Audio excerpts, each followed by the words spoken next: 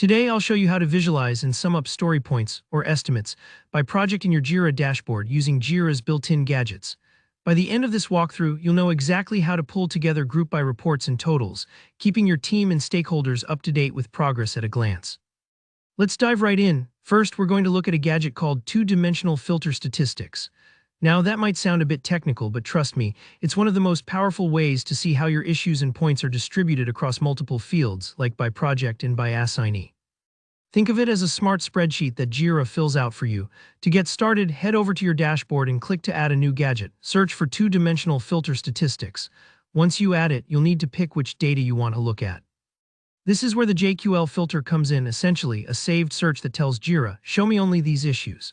You can select an existing filter or create a new one to include just the projects and issue types you want to analyze, say all stories from PROJ1 and PROJ2. This helps you focus your dashboard on exactly the work you care about.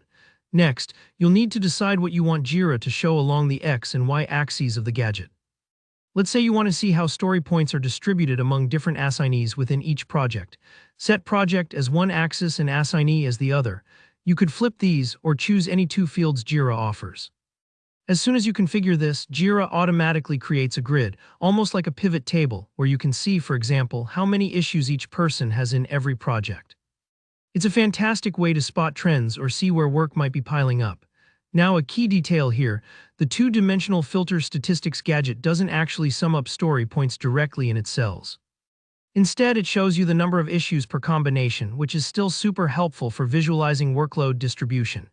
You might use this, for instance, in your sprint review meetings to make quick comparisons between teams or contributors. If you're looking specifically for sum totals, though, I've got a better tool for you. That brings us to the filter results gadget.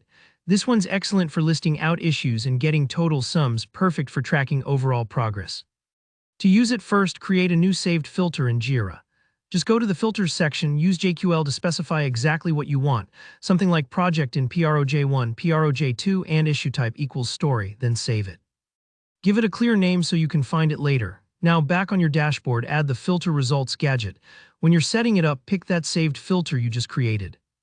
Next comes the crucial detail, choose which columns you want to display. Make sure to select the story points column. Here, the trick, there's an option in the gadget settings that says show sum. Tick this. Now, when the dashboard loads, you'll see not just a list of all your filtered issues, but also the total sum of story points at the bottom. This total is incredibly handy for release planning, team forecasting, and progress tracking.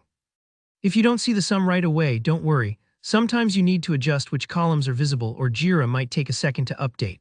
Whether you want a visual matrix for spotting responsibility splits or a clear story points total by project, these gadgets will transform the way you report in Jira. Give each one a try, there's no harm in experimenting, and you'll quickly figure out what fits your workflow best. If you found this guide helpful, don't forget to hit the like button and subscribe for more practical Jira tutorials. Leave a comment if you have questions or want to see another gadget in action. I'm always happy to help. Thanks so much for tuning in, and I'll see you in the next tutorial.